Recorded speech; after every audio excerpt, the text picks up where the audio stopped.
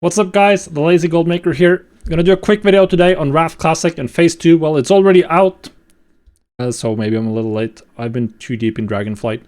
But Phase 2, Ulduar. Yeah, it's coming, it's out. What does that mean for goldmaking? Let's take a look. Overall, the changes are not huge, to be honest.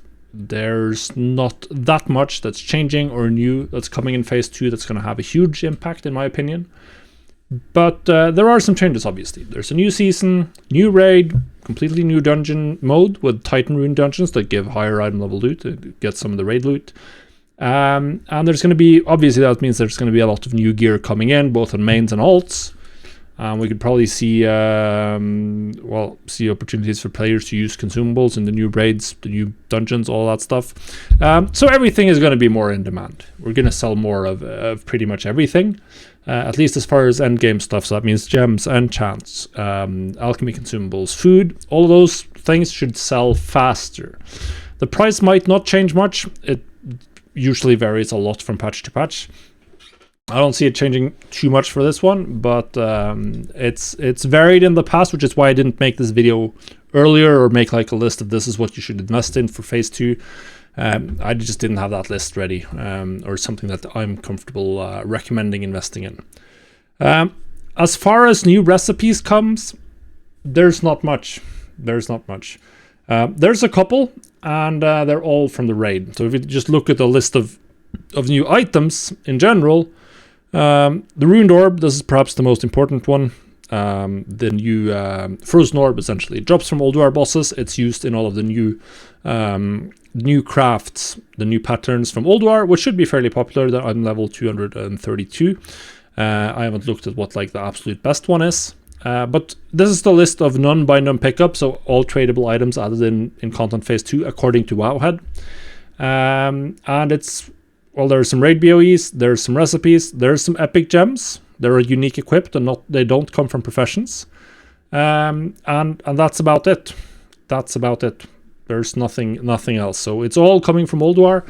And there's no new recipes for any crafted item outside of these raid items.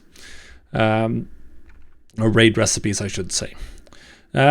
The epic gems, they come from the new fishing dailies and the treasure, so that could be a very profitable way to farm those in the beginning. They're not crafted, you just get the finished gem, so you're just going to have to buy those on the auction house. They're probably going to be pretty expensive early on and then stabilize. And then eventually, as we head towards the next phase where we're actually going to be getting craftable epic gems, then that's where they'll stabilize or tend closer to whatever value the mass producible epic gems are going to be. So that's pretty much it.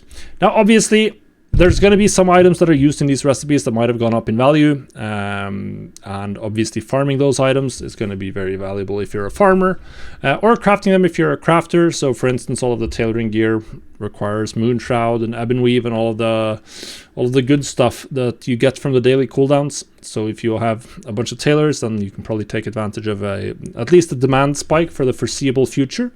There's also Eternals, Titan Steel. Those types of materials are going to be very hot for a little while, as players look to get crafted their 232 gear and gear up for the rest of Ulduar, essentially. As I said, epic gems are not coming, the craftable ones, so you still have time to buy that, because titanium ore is what you're going to need. You need to prospect titanium ore to actually get the uncut epic gems, and you need the titanium dust to buy recipes, because it gets you more tokens, so you definitely want to prospect your own ore whenever possible. Yeah, that's it. Like, this is a surprisingly short list in the history of like WoW Classic in terms of new materials or new items. There's very little of particular interest, in my opinion, in this list. It's just raid recipes. They're probably going to go to guild designated crafters first. Some people might be able to get them from pugs. But yeah, they're a sizable upgrade over to 13 gear, which is what people are rocking in a lot of slots.